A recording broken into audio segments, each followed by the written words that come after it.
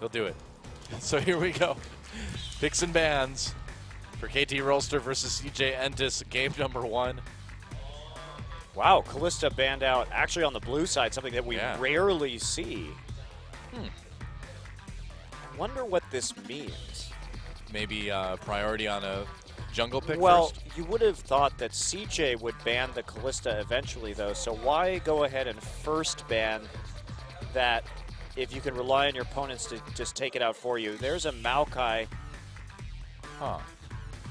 against Shy. I think they're just trying to set it up for a jungle pick for score, it seems like.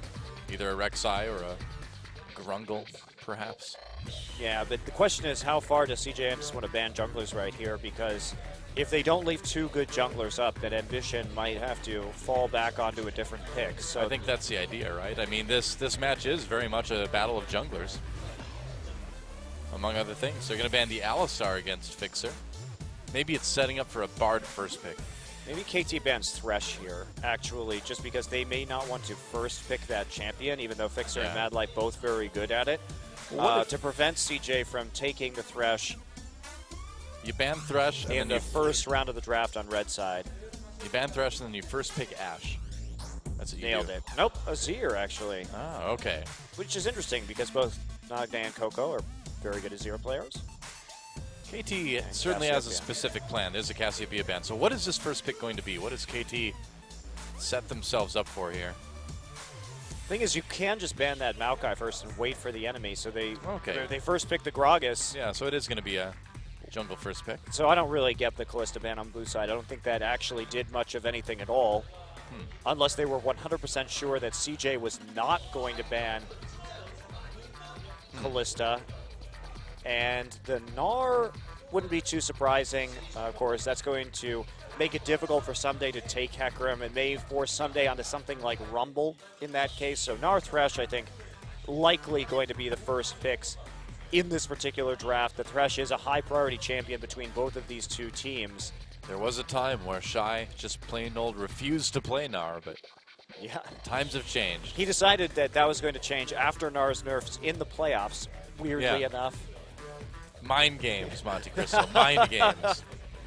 Oh, okay, they're going to grab the Rek'Sai as well, too. So CJ not wanting to reveal a lot early on, it looks like, with these first two picks. I don't know. I think the Gnar is the better pick right now. The Rek'Sai, I suppose, could outside chance be taken by KT for a top lane pick, which has been known to happen from time to time if they really wanted to hard deny Ambition. So maybe they're slightly sensitive to that. Maybe they are worried that it's a support Gragas, and so they need to take the jungle pick right away. He was, at least it was a thing for a short time, you know? Yeah, it was. We got a week or two of support Gragas in the world of League of Legends. We did. We needed more, though. I would be very interested to see Gragas flex between support and jungle like that. Nagda just going to commit to the LeBlanc early on. All right. Bit bold. A bit bold, but we'll see how CJ responds. I mean, Urgot's still available. They can really easy just go into a tanky comp here. So against Anarchy, Coco played Jace into LeBlanc intentionally. So that's something that could come out again. Coco obviously feels comfortable with that matchup. He got chunked out pretty hard early on, but in the later stages of the laning phase, he was actually trading pretty well. He could also take the Kassadin here. That's definitely a viable pick. Seems like Jace would have a hard time escaping in lane from Gragas and Nautilus if they went roaming, though. Well, most champions would. But Jace especially, man. Kassadin actually has an even harder time escaping the Nautilus Gragas rolling because he doesn't need a knockback to save himself. True. And will we see this Varus maybe for space? That would be interesting. No. No. Oh, well. I like Varus. I actually enjoy playing him. He's not that good, but I like it. Kassadin and Gnar. So saving that AD carry pick, actually picking both solo lanes in one go on the red side. So KT has a chance here to... I don't know what they're going to play in the top lane now unless it's Rumble. They can take Rumble Sivir here, and they'll be in a good situation. They definitely don't want to give Sivir to CJ, so I agree with them locking it in right away. I think Rumble Sivir would be a very strong composition. Okay. But it's going to be the top Yasuo All right. I guess it could be top LeBlanc too, but So something about Sunday. He does this sometimes. he does. He does do this. He's known for playing top Riven in solo queue, and sometimes Sunday will just do things like play top Riven in the finals against the KT Arrows for seemingly no reason. He has this history of like oddball top lane picks that he pulls out I like it. at seemingly random times. So he must think that this is going to be a really good counter matchup to the Gnar. I don't know anything about this matchup, so I can't really comment on it. I think it would be difficult to stop what the Gnar is throwing at you, especially if he all-ins you in the Mega Gnar form with the Yasuo. Yeah. Maybe you can bully him out early on. And if this, I love the gets- Urgot pick here because it's one less target for the Yasuo to go after once you get that Frozen Heart. And you could just ult the Yasuo too. And Yasuo is so squishy right now that you could just kill him. So that may force Yasuo into getting a QSS, which is really not what you want to do on that champion. So Yeah. I don't know about this. I think it's going to be really hard for Yasuo to get any sort of meaningful damage done onto CJ. yeah, this composition is extraordinarily difficult for Yasuo. So unless they get a massive early lead, but hearkening back to the match that Jinier played last week, GBM had really good Yasuo roams, moving into the side lanes, picking up kills. He got pretty fed in the early game, and even with that advantage, he did almost nothing in the late game. And they kind of won in spite of him as opposed to him really helping, even though he did have good Yasuo play. There are a lot less roaming opportunities for a top lane Yasuo as well, too. Well, so at least you have teleport, so you Yeah. have that going for you. But you don't have that many knockups right here. You're relying on Nautilus and Gragas, really. I'm very curious to see how this works. In the late game, KT has to play pick, but killing anybody on CJ will be really difficult. Yep, certainly seems that way. So KT Rolster having their work cut out for them. An interesting composition coming into game number 1. And we'll see if they can get the ball rolling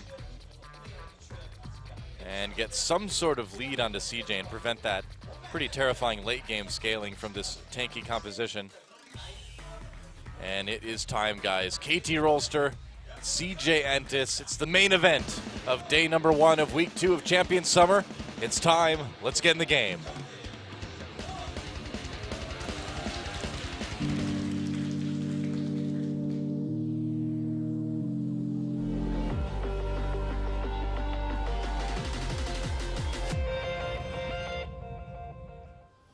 All right, welcome to Summoner's Rift KT versus CJ Entis. The fan clubs are out in force for our second match of the day. And Nagne, both the solo lanes for KT, and for a bit of a hard time. Lots of roaming capability from both of our mid laners, so this could be pretty dynamic in terms of teleport play. Early on, and there is Score jiggling pleasantly for us. Thank you. Thank you, Score. 미니언 생성까지 30초 남았습니다. You know what ward skin I like, Monte Cristo? The Mecha ward. Oh. It's cool. I'm not in love with any of the ward skins yet. I like the Dragon Head one. That one's pretty cool. Yeah. I like the Draven Head. The Draven Head one has a certain amount of charm to it, you know? So do you lane swap up against this top lane Yasuo? He's just going to sit there and Maybe. play his harmonica mournfully in the bush. Kind of gives away your position if you do that, though, doesn't it? In a bush, playing the harmonica. Somebody not even looking at his screen right now. Nope. Yep, just kind of hanging out. He's all tabbed. So here's the lane swap coming in from CJ.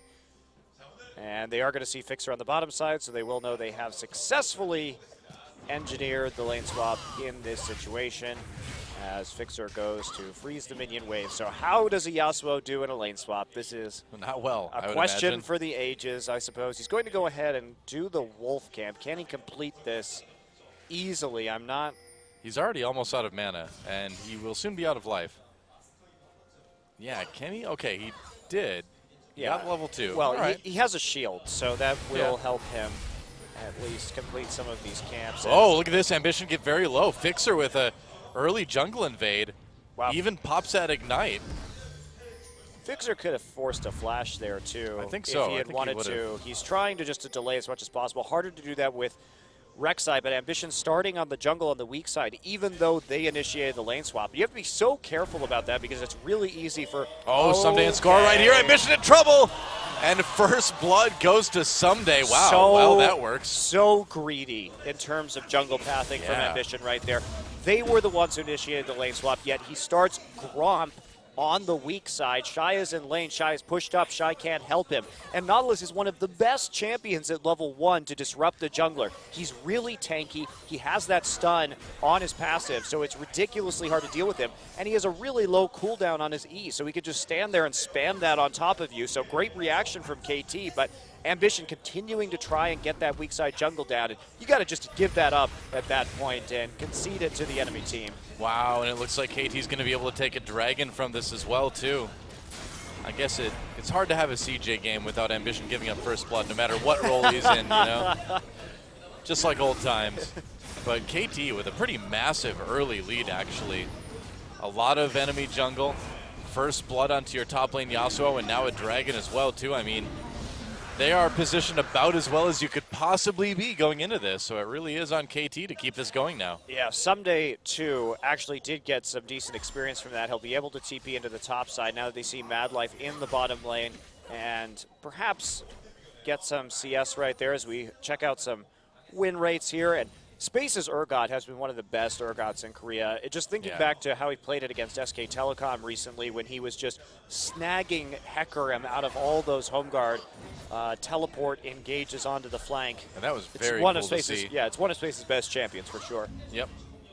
As we can see with that impressive 80% win rate. But KT also is a team that when they started their rise towards the end of spring, they did it with Sivir. Sivir was such a priority to their hard engage style of composition where they really dove you heavily in the mid game. You know, Yasuo fits with that too. You know, you can dive in just the same as you can with a lot of other top lane champs. So KT, you know, sticking with what works just in a little bit of an unorthodox way. Yeah, getting this advantage too is going to be really helpful. Even though he just has the Avarice Blade right now, that's going to help snowball him with that additional gold that he gets from that item. Very helpful tool for him to have this early on in the laning phase. That is a great pickup. Somebody doesn't seem to be having too much trouble farming. He is doing a very good job of denying CS to Space as well, too. How do you hit Yasuo with the corrosive charge here? He's just going to dash straight through it, and if he gets hit by a Q from Urgot, it'll absorb his shield. So he's going to do pretty well in this 1v1, I would think, especially since he didn't get denied at levels early on. Score looks for an opportunity right there, isn't going to commit, just pops right through the Baron Pit and will be seen on the Scuttle Crab, which was already taken. You know, if Urgot does, Ambition. I mean, if Urgot does lock onto you too, you just throw up the wind wall and then you kind of negate the whole point of it. So it's a good counter in that 1v1. All right, Madlife lurking in the tri-brush. Arrow intelligently moving away from the possibility of any death sentences. And doing a good amount of damage to Shy in the process as well, too. A lot of damage to Shy. Boomerang blades. Yeah. And Arrow just continuing pushing. They want this turret too. KT trying to press their advantage as hard as they can. They got that early dragon. Maybe they can get this tower. Shy's TP's back up, so he's going to get underneath turret again pretty quickly. Oh, is he just going to get dove, though? Well, he's almost Mega Gnar. They know he's there now, but he has no ult at level 5, so they're just going to deny him off the turret. They do know there's a ward in that tri-brush, but don't go to clear it. And here we go. Someday running away from Ambition. Yeah, not really in a position to fight anyone per se. So he does need to be careful there. That bottom lane turret already taking a lot of damage. Shy trying to save it, but KT will probably be able to kill it pretty quickly and then just send their duo top, I suppose, right? Well, yeah. And CJ's lack of presence in this game is really problematic because if we look at it, KT, as a result of that first blood, were able to get Someday into lane with in a really nice position. And he's kept up in levels, and he's kept up in CS with Shy. But the difference is that KT has been pushing instead of freezing this entire time. So they got so much damage down onto the bottom tower, and they got the dragon early. This is going very, very well for KT Rolster. Yeah. And they're playing it out nicely also. They're using Sivir's wave clear compared to Urgot's early. Urgot's going to have to go back and buy that tier and be in a power trough. If they can get some more gold from that turret onto Arrow, it can all add up to a pretty substantial early snowball for KT. I mean, by taking the first dragon so early, they will have that opportunity for the second dragon kind of right when Urgot is in that power trough too. So Yeah. they might as well have guaranteed themselves a second dragon too. And how's CJ going to fight that? They have no Exactly. wave clear with this composition, and what KT should be doing is what they are doing, which is just fast pushing. I mean, Urgot, Kassadin, you're not stopping a fast push coming in. So KT has to be focused on these early turrets. Coco's also going to be going for a scaling item with the Rod of Ages. There's, just in terms of power spikes, KT's going to have a huge advantage at the next dragon fight someday now. Just getting a deep ward in. Yep. Certainly having no issues with CSing at all. A little bit ahead of Shy. And everyone's there to just kind of protect Coco. Flay onto Someday there. He's trying to set up that ult onto Coco with the tornado, but back off for the moment at least. Not going to dive the turret or do anything too hasty at this point in time. But there you go, Coco trying to deal with some of these minion waves in the mid lane, and it's like Someday just wants to head back to the top side. They're going to have TP advantage for this next fight as well. Right. I mean, there's no reason why Someday needs to go and hunt for kills right now. He's got that nice lead. He can just sort of hold his own turret, keep that pushed up as much as he can, I suppose. Dragon up in less than a minute, though. Yeah, but KT, again, you know, that teleport advantage just means so much right now. Yeah, it's going to be a very small timing window. So if CJ can delay it for another 30 seconds about, looks like, then maybe that TP will come back up and they'll be able to actually contest it. But again, no Rod of Ages yet. Tier pickaxe compared to BF Sword. This is not really a battle that CJ's equipped to fight at this stage of the game unless they really catch somebody out. Now, it looked like Someday was trying to wait for Meganar to end to go in onto Shy there and maybe chunk him out enough to give it an easy dragon. Does a little bit of damage. He went in maybe a bit too early before Meganar ended. Not opting to use that ult just yet. No, he needs to save it for the the dragon fight, right now. He successfully did a lot of damage to Shy, though. Yeah, hits him with the tornado in the end, and he can just back off right now, threaten the teleport. Tons of wards already set up for KT. Got vision absolutely everywhere. Scuttle Crab in favor of CJ, but that's all the information they have. Ambition also topside. They're just going to have to give this one up.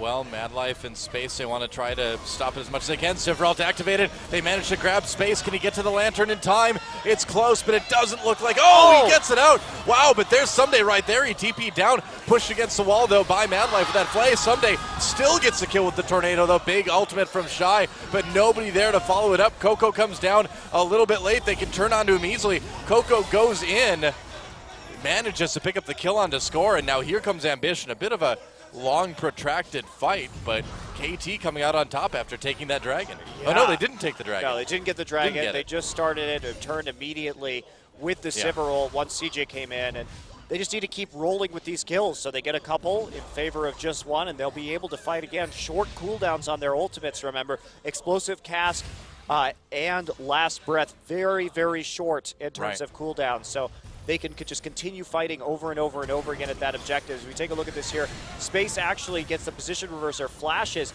Now, you can see Fixer trying to stand on top of the lantern right there so he can't click it. And nice then, tornado. Yeah, the tornado sets up the kill right there, and he gets the ult. That was a beautiful play from Someday, but they were all actually way too close to the wall right there. So Shy managing to get an ult off that hits 4 people. That was a bit of a positional error, but Someday, man, what a great tornado. No kidding. The accuracy to hit something like that during a fight is pretty impressive. You're in the middle of being CC'd by a bunch of people. Someday going Giant's Belt. Wow, okay. Huh. I don't know what he's doing. Maybe. Randoms, maybe?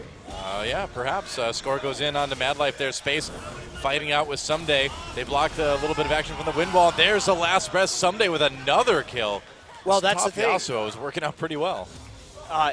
Shy and Space don't have their ults up yet. Space's ult just came back up, so that's the advantage of fighting around these short cooldowns and using this composition to just fight over and over and over again. It's very empowering for Yasuo and Gragas. Yeah, and it looks like KT should be able to take the second dragon now. And LeBlanc, too.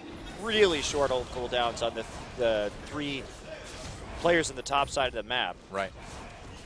Wow. KT really making this composition look easy, you know? Yeah, but the scaling is the issue here. Shy is getting some damage down onto the top side. Yeah, they've got a 2,500 gold lead, which is all fine and dandy for the moment, but CJ's scaling is crazy. So if CJ doesn't fall too far behind, they will be able to make a comeback in this game as Kassadin starts to stack up that Rod of Ages, as Urgot gets tankier. And I have no idea what somebody's doing. It could be a Frozen Mallet, too.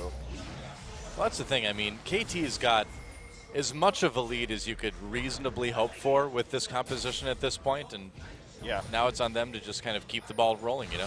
You know, Don, I bet it is a Frozen Mallet. I bet he's going to split push as Yasuo with Frozen Mallet and try something kind of weird. There's two ways he could go, I think, with this. Randu and Zoman would be great because you can instantly get into the back line, but there's just not a lot of auto-attacking threat from CJ, I think, to truly justify that purpose. And Frozen Mallet, who's going to stop his split push? Right. That's really a problematic item. 3 members of KT moving down against the 3 members of CJ here in the spot lane just to protect that turret. Top in danger for CJ. Crew. That's right, here we go. Nagne's score right there, dodging that death sentence someday. Just clearing the wave and backing out. Nagne's going to get poked a bit by space, I suppose. Yeah, that could have turned into a 4 versus 3 pretty quickly with Kassadin, and they knew that Arrow and Fixer were going to take this. So what they did right there was they forced Coco to move into the bottom side, were able to successfully defend their turret. Still almost no damage on that because of the very low wave clear on CJ Entis. How's mid look right now? I guess we'll have to wait, won't we? I guess we will. It is a pause. Uh-oh. And that is a Problems. Someday. Problems right now with Someday's computer. Is Someday wearing those frames without lenses in them? Oh. Is he guilty of that, Doa? You know what I like to do? Because it's really popular here in Korea to wear those frames, the frames without lenses, is when I'm talking to the person, I just slowly reach up, hook my finger through one of them, and slowly pull them off their face. It's what else are you supposed to do, you know? You have to test to see if there's actually glass in there. Yeah, you just hook your finger in there and slowly pull it off their face. I can't tell if there are glasses in there. Wait. I think there's lenses. Yeah. Wait. I'm leaning in. It's a small monitor. I'm not really seeing any distortion from where a lens would cause that. Yeah, I'm calling fake. I'm calling fake glasses there. Fake glasses. So Yep. it's also Even the weakest prescription would distort the eye line on the side of the face. I'm not seeing it. Oh, new keyboard. Serious business. That one's retired. retired to the floor. Yep, that's right. I'm looking to replace my mouse pretty soon. The poor thing. It's been. Did you kill it, Doa? It's been used vigorously for years, and it's starting like the left click is freaking out. Where if I like hold it down, it like double clicks really fast. That's what I want my tombstone to say. Used vigorously. Lived a long life, used vigorously. Just take it as you will. A mystery for the History Channel of the future. Well, or for whatever channel does history, because it won't be the History Channel. Who knows? They don't even do history now. Yeah. Like Pawn Stars is history. No, it's not history. Yeah, you find old stuff They at a realize pawn shop, but still, guys. they realized that Pawn Stars reality TV was actually even cheaper to produce than just taking historical documentaries and having a voiceover. I mean, how cheap can it? It must be very cheap just to take pictures of World War II and then have It's a way voiceover cheaper. over the top. Dude, if you think about it, doing a reality show, you need to shoot like on-location stuff. You need to pay all those extras, all that crew. You need to pay your talent, right? Because even though it's real life, you're still paying to be in it. Whereas with the History Channel stuff, real history would be less expensive. But the difference is, to get actual real history people involved, you'd have to pay professionals That's instead true. of idiots. They're more So, expensive, I've heard. Professionals are generally more expensive than idiots. And you do have to pay licensing for all those historical photographs, which can't be inexpensive. All right, maybe Pawn Stars is the way to go after all, you know? All right. Sure. Why not? Glad we could solve History Channel's That's right. business model here during this break. Yeah.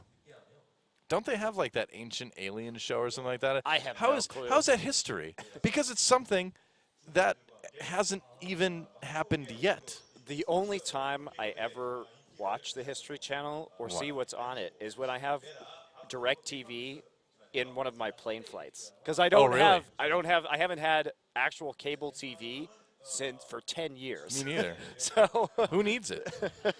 Internet, guys. Internet's the way to go. I know I'm kind of preaching the choir here, but yeah. Well, we're back. We filled another pause. Good for us. Doing good. Doing good work tonight. Sunday's doing good work on this Yasuo as well. for now, it's looking a lot like that GBM game where GBM did really well early and then Yasuo's flaws became very apparent as the game went on. But you know what, Doa? It's a different build this time. So it is indeed. My, Ult on to hello. Coco. Can he get to the Lantern? Oh, nice pulling in. Oh, he doesn't make it out. Oh, the auto attack followed him all the way Yep. through the Lantern. And KT Wow. going Nice for catch. their all-in style right now. Great warding in the top side, so they knew they were safe. No one coming in from behind as they catch out the Kassadin. Kassadin with no flash. Well, it's still working. Still working. Someday is split pushing now. He's got to have quite a bit of money towards that frozen mallet at this point. Assuming that's what he's doing. Well, I think you're right, though. I mean, because what else would you? You're not going to go Sunfire Cape. You're not going to go. I mean, you could go Randuin's, but you don't really need to go Randuin's against this team. I think it makes the most sense to go with Frozen Mallet.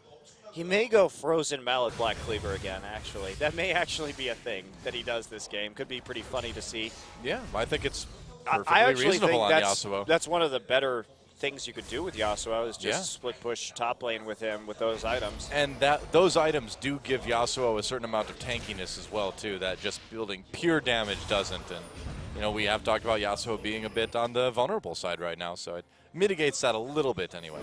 Yeah, the downside to that is you're kind of messing with his kit because he does scale so well with crit. Yeah. But What can you do, though? Oh, Shy totally caught. Not going to make it out there. ooh, the roaming gang squad is real, but No the kidding. problem that CJ is having here is they can't clear waves fast enough to actually put pressure on these turrets. Yeah. So it's giving KT an extraordinary amount of time to roam. Well, CJ's finally going to take their first turret of the game, it looks like. Are they going to lose a tier 2 for it, though, is the question. Shy still has Maybe. 13 seconds to come back up, and it looks like they may at least take some damage down onto that top side as Fixer and Score come back. Still no mid tower down in spite of a lot of roaming from Nagne. Yep. And actually, BF Sword picked up by Sunday now. And looks like he's almost going for IE. So just a Giant's Belt for some extra HP and then into Infinity Edge for Someday. Why not? So he is going for the big damage All ult right. onto the back line, so not split pushing. At least not yet. No Frozen Heart, rather Frozen Mallet, or Blade of the Ruin King, which are the usual items for a split pushing Yasuo. Yeah, just kind of counting on this Giant's Belt to give him enough tankiness, quote unquote, to sustain his way through the mid game as he builds into kind of higher damage late, I suppose. And we did talk a lot about Yasuo's problem staying alive because Yeah. he could just get blown up so quickly that having an additional 400 and change HP does make pretty nice difference. I like this build because you've got the crit early on from the static shiv, and then once you move into kind of those crucial mid-game fights, you've got a little bit of extra health to sustain your way through it. So, seems like a pretty good build. See how it works. So far, so good. Dragon up in 45. Looks like they're going to get the Rift Scuttler as well. And we'll be seeing many more wards this dragon Yeah. compared to the last one from CJ. Both top laners with their TPs up. Taking a look at that. And only one turret down so far from CJ. To be expected with their composition, though. You pick Kassadin or Urgot, you know you're going to lose your outer ring faster. That's pretty much a given. Yeah. Oh boy, oh, if that hook had hit, maybe CJ would have had a chance. Coco coming in from some damage onto Nagne. KT backing away, Ambition coming in, gets a knock-up only onto Fixer. Damage, nice ult onto Space, knocking up Shy in the process as well, too. Big explosive cast puts his Mad Life back in there. Someday gets into the back lines, but gets taken down very low. Still, they manage to pick up a kill onto Mad Life. And whoa, KT is very low right now, but some kills come in for Nagne, and KT able to barely clean up that fight. Nagne, see if there's they a can flash kill. Yep. distortion. Triple kill for Nagne. They're going to secure that dragon as well, it looks like. And we saw KT get so low there, but in the end, Yasuo and LeBlanc had just enough damage to make it work. And yeah, the Yasuo is working this game, but it's been so much more about KT punishing Ambition. If we think back to how this game played out, the punish that they got from Ambition's pathing and Ambition giving up that first blood, the fact that they were able to put so much pressure on the first tower because of it, thereby accelerating the tower game for themselves, the fact that they were able to get that first dragon so early and then fight repeatedly in CJ's power trough before we see the Muramana finished onto space, before this Rod of Ages really kicks into gear right here. So I think that if Someday had picked any top laner, we would be seeing a pretty strong performance. For me, it's much more about the way KT played this game, and they're not even going to go for the dragon now. I guess that's weird. Well, yeah, I thought they were going to take it right away, but they're going to give this one up to CJ. And yeah, that third dragon is actually important for them because they have to play around that potential fifth dragon stack, and they already had a nice gold lead coming in. So I would say for this particular team composition, better to try and snowball off the dragon than get that tier 2 in the mid lane right away, because you can always dive that later. Right. But very large gold lead now for KT. Yep. Again, it really can't get any better than it is right now for KT. 8,000 gold ahead. And even without that dragon, still in pretty good shape. Looks like they're going to find that pink ward there. But KT, I really like how hard they punished Ambition's first blood. This is, it's not that big of a mistake from Ambition, but they did all the right things to maximize their benefit. Here we go. Fixer gets grabbed. Ambition tossed into the Yasuo out again. Meanwhile, Nagne just blows up Shy. You just cannot get caught by this KT team. There goes another one. Double kill again for Nagne. Fixer in trouble here. Space uses that position reverser. Space getting very low. Another kill comes in for Someday. Yeah, KT has snowballed this quite possibly to a pretty quick end of this game as they are going to take out this inhibitor turret. Coco and Nagne dueling in the mid lane. Nagne able to escape fairly easily with that distortion. Coco can't quite chase enough right now. I like how they sort of baited this Urgot pick in too from CJ Entis. But you know, CJ, I think not with the best draft this game. Well, they got sort of tied up in the idea of counter picking here I feel. Like they were trying to pick the Kassadin and the Urgot just to have some preferable lane matchups. But they got overly greedy, and KT was able just to push so incredibly quickly. And here we go, Someday just going to move on through with that Infinity Edge now. Has Ninja Tabi completed as well. Not really sure why he has Ninja Tabi. I don't know. Doesn't want to get auto-attacked, I guess. He's worried about it. I think Merc Dreads would be better here. Oh, knock up on the Coco. Didn't quite get there for the last breath. Actually, the ult wasn't up yet. I'm trying to see. Yeah, it wasn't up. Oh, here we go. Mad Life trapped against the wall. Space in a lot of trouble, too. Can he get to the lantern? Uses a position reverser. Gets himself away from the lantern. Whoops. Oh, Space. Not the time you want to use that. Mad Life's like, no! And this could be a Baron for KT, couldn't it? It very well could. Well. Wow. Well. 16-2 in kills. This Yasuo doing quite well. And KT with this Baron now. I think Fixer has been so good this game. Yeah, definitely. They've all been very good this game, I think. I mean, look at Ambition. He's been part of 14 out of 16 kills. Really been active around the map, so just in general.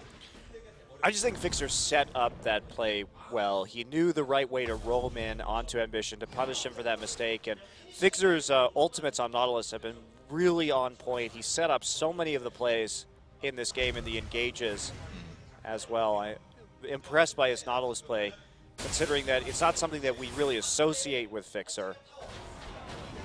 Well, like we mentioned earlier, things really changed for KT once he came into the support role. CJ trying to make a bit of a pick right here, but a little bit too afraid. Ambition, dodges a body slam, gets out on the lantern. But yeah, I mean, Fixer's made such a big difference in general that it's not too surprising to see him expand his repertoire. I'm sad. It is Randuin's Omen. Oh well. Did go for that IE first, but I mean, it still works. Nice wind wall to block that. Ambition again caught. He's just not been in good position. There goes Mad Life immediately. Coco in a lot of trouble as well. Last breath on his Space, and Coco for a double kill. Coco tries to get away, but there's a kill for Nagne. Nagne has been such good cleanup. Looks like the turret is going to do what CJ hasn't been able to and finally kill Someday. But it took two turrets right there. KT just such an overwhelming advantage. And yeah. This is looking much more like the KT that we saw towards the end of last season. Just incredibly hard driving team that if you give them a lead like this, they will just continuously dive you and fight you and play out that lead quite well here. There's not really anything KT's been doing that's been overly risky. It's just been very punishing play. Right. And so 2 inhibitors taken down by KT now. They've still got that Baron buff. And CJ, I mean, CJ's 16,000 gold down at 24 minutes. There's just nothing you're going to do. KT would have to throw pretty hard to lose this one, but look at this again. Someday with the great Yasuo play. Yeah, and there it is. There's a knock-up right there, and then Score providing the other knock-up over the wall with the body slam. So that was actually just a really great setup from 2 different knock-ups for that last breath. Well, they know how to play with this top Yasuo, that's for sure. I really don't think top Yasuo was the biggest factor in this game. I mean, they're playing. I'm not saying that, but I'm saying they're doing it well. You know, they're playing into it well. True. Yeah, and we saw, just like we saw GBM play it well. Oh, Score, a little bit caught. Fixer comes in. Explosive cast teleport coming in for CJ as well, too. Arrow loading on some damage. Shy zoning, gets a stun onto Score here. Coco in the back line. Someday comes in a bit late here. Nagne joining the back of the fight as well, too. A kill for Shy comes in initially. KT finally grouping up onto the sort of fractured CJ, but they need to make a retreat here. Someday going in after Coco, turns onto Shy. Now Nagne, again, just doing such a good job cleaning up. Space finally gets caught here as a double kill for Nagne comes in. Might go for this triple. No, turning on to Shy. Yeah, you'll get that triple. There it goes. Oh, okay, there it is. Triple kill. Wow, another multi-kill for Nagne, and showing why people have been banning LeBlanc against him so frequently this year. Well, it's like if the first initial engage, if Someday doesn't kill them, Nagne does. And if Nagne doesn't kill them, Someday does. So either way, you've got these closers, you know? And Arrow is here to press R. That's right. Arrow makes everybody faster. Without him, they would walk slower. Looks like Someday's going for a GA at this point, which is a good buy on Yasuo in the late game for sure. Nearly a 20,000 gold lead now for KT. At 26 minutes. Yeah, this game's an absolute slaughter. But if I'm CJ, I don't worry too much. I think that you just are like, well, we screwed up our early game, and then because we screwed up our early game and we had no wave clear, the snowball came in even harder against us. You want to play Urgot and Casted, you have to make no mistakes. And so I don't think they're going to be that upset with this game. It's just the reality of the pick ban and how that first blood happened and the way that KT was able to snowball off of it. Right. That said, it's a really beautiful example of how to snowball off of a first blood. KT played it out incredibly well. Yeah, ult again. Nagne gets hooked. And KT trying to find someone. They ult onto Ambition. Fixer grabs that. Lantern again. Shy hopping over it. They want to save it for Ambition. Can he grab it? No. Arrow gets that kill. They're going to pull in Fixer with the death sentence. Put him in the box. Space coming in now. Will he find a position reverser target? Doesn't look like it. So they got the support. But Fixer had already used his ult. So doesn't matter too much at this point. Yeah, a bit overly greedy there from KT, but they have 2 inhibitors down. Obviously not a lot left to lose at this point, but the minion wave not even close to that turret, so there's no real follow-up on that kill whatsoever, especially with Baron still being 2 full minutes out. KT still has 5 times the kills that CJ does this game. It's a bit of a slaughter. It is indeed.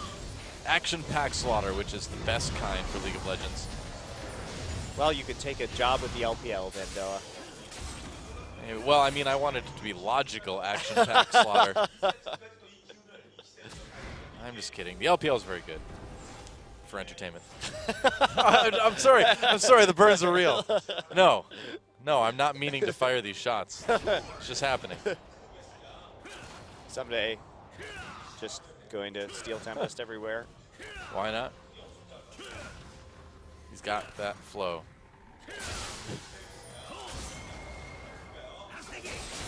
And he's Hasagiing through the minion wave as they slowly now hopefully don't overdive this turret any longer and prolong the massacre that we are currently enduring.